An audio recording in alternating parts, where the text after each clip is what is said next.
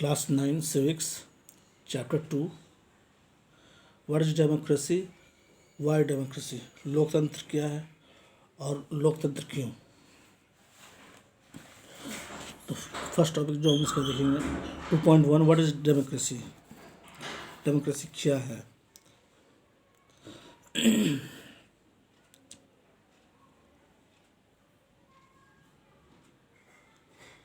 जैसे कि हम लोग प्रीवियस चैप्टर में इसके बारे में पढ़ चुके हैं।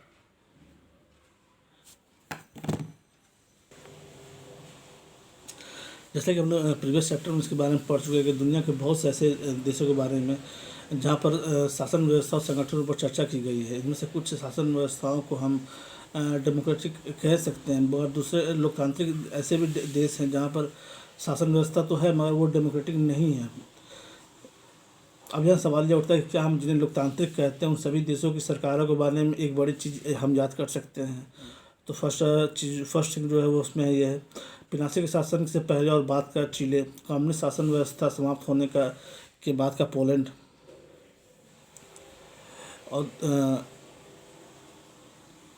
एनक्रुमा की सरकार के शुरुआती दौर का घाना। इन सभी सरकारों में से एक बात कॉमन रही है कि इन्हें लोकतांत्रिक सरकार क्यों कहते हैं। पिनासे के दौरे वाले चिले कम्युनिस्ट शासन व्यवस्था, पोलैंड और घाना में एनक्रुमा के वाले शासन काल में क्या अंतर है। इन सरकारों में म्यांमार में सैनिक शासन में क्या समानताएं हैं। इन सरकारों को गैर लोकतांत्रिक क्यों कहते हैं। इन्हीं बातों के आधार पर सरकारों की कुछ विशेषताएं लिखी गई हैं जो लोकतांत्रिक सरकार है और गैर लोकतांत्रिक सरकार होती है जिससे वो चीज़ों को अलग की जाती है।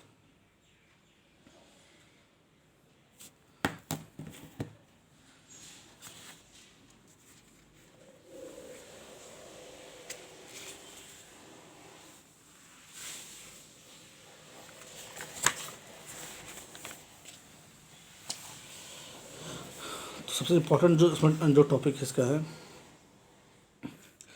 कि ए सिंपल डेफिनेशन, अगर लोकतंत्र के लिए डेमोक्रेसी के लिए अगर हम एक सिंपल डेफिनेशन कहें तो वो क्या होगा। तो लोकतंत्र के लिए एक सिंपल डेफिनेशन हम ये कह सकते हैं, लोकतंत्र शासन का एक ऐसा रूप है जिसमें शासकों का चुनाव लोग करते हैं। सिंपल सा रिपीट कर रहा हूँ, लोकतंत्र शासन का एक ऐसा रूप है जिसमें शासकों का चुनाव लोग करते हैं। जैसे कि हमारे यहाँ होता है कि जो भी चुनाव होता है जिसमें जो खड़े होते हैं उनका चुनाव हम करते हैं, ना कि वो खुद अपने आप बन सकते हैं। तो ये एक डेमोक्रेसी की निशानी है। यह एक उपयोगी शुरुआत भी है। यह देखा जाए तो यह परिभाषा बहुत स्पष्ट ढंग से लोकतांत्रिक और गैर लोकतांत्रिक, जहाँ लोकतंत्र नहीं शासक व्यवस्थाओं के बीच में एक बड़ा अंतर को दिखाती है। म्यांमार के सैनिक शासनों का चुनाव लोगों ने नहीं किया था। जिन लोगों पर सेना ने नियंत्रण था वो देश के शासक बन गए। शासक के फैसलों में में लोगों को कोई भागीदारी नहीं थी।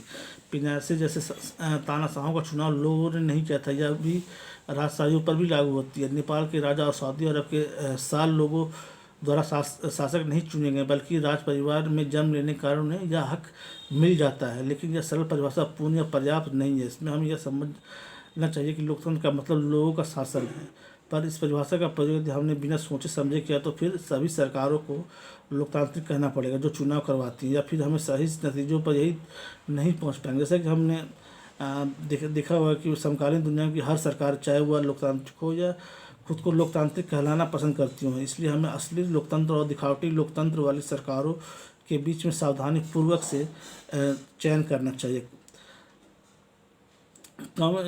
कम हम सभी तभी कर पाएंगे जब यह परिभाषा के एक एक शब्द को सावधानी से अगर हम समझ सकें लोकतांत्रिक सरकार की विशेषताओं को जानने में।